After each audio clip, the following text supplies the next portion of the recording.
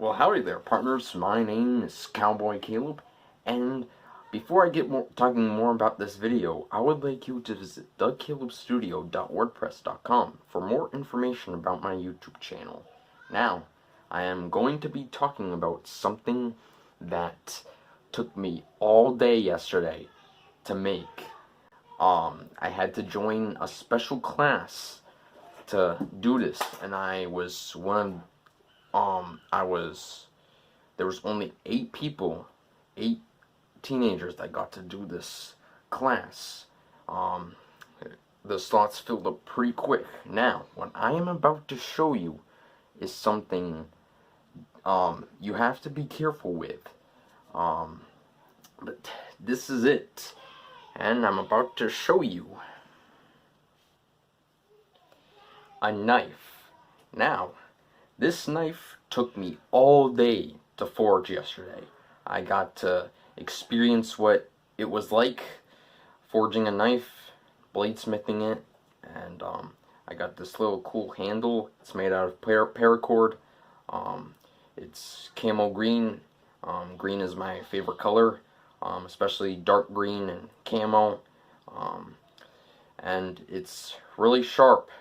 I was able to cut a piece of paper with it yesterday. That's how sharp it was. And yeah, so I would like to get talking more about the story. So it was end of March. It was on the way to Mount Moosilauke. If you haven't seen that video, go check it out.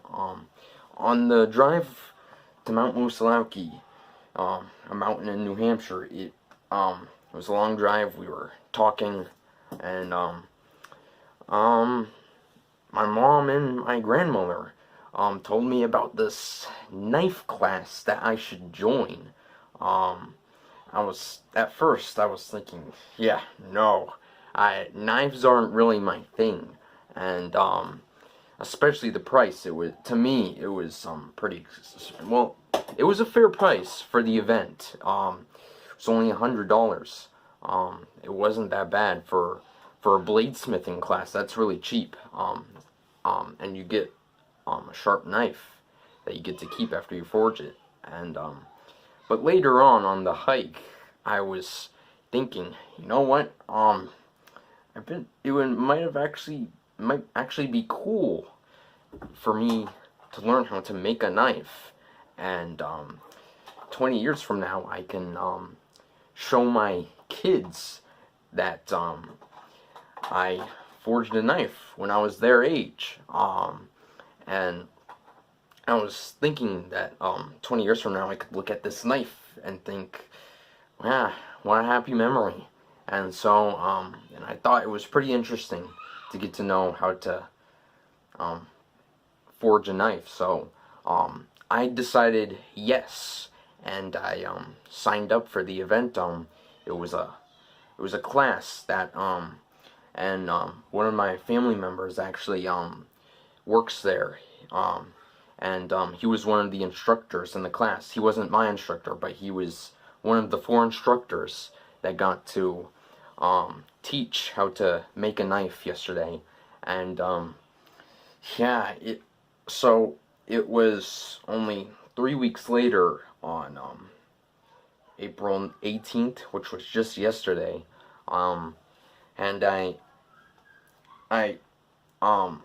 it was pretty cool. I got to use an iron hammer to shape the knife out. I have cool pictures of what this knife used to look like at first. It wasn't even a knife. It was just a big rectangle block of metal.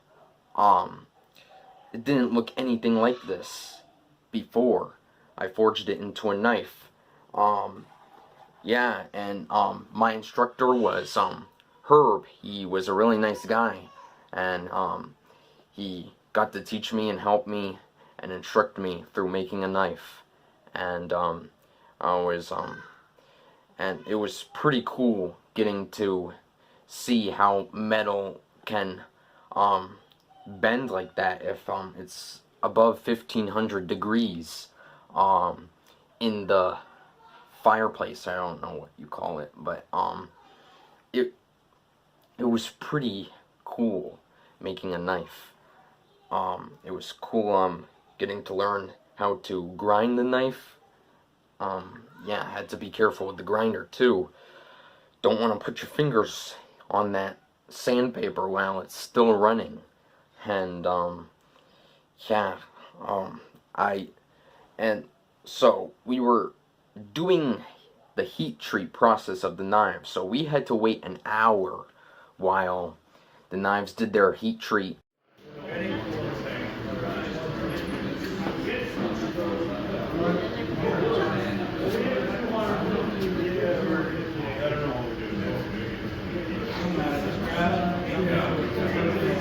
It's not here, it's not the end of the world.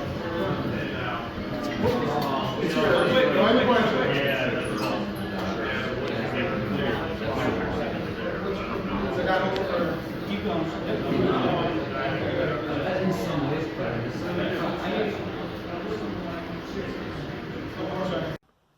Or no, actually, it was after their heat treat, after they were cooling off, so we had to wait an hour.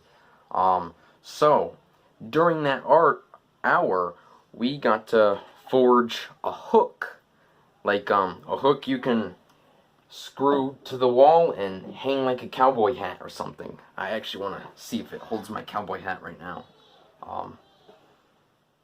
A little bit. Not sure I would trust it on this hook though.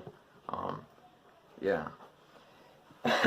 But it's good for like hanging a flannel on it, and or medals, or clothes, or if you want to dry something off. Yeah. This was actually by the time I got to make this, I was starting to get blisters on my right hand from using the hammer to forge this into a knife. So this hook you'd think would be easy to make, but for first try it wasn't. Especially doing this little, like you see this little hoof right here, that was hard to do.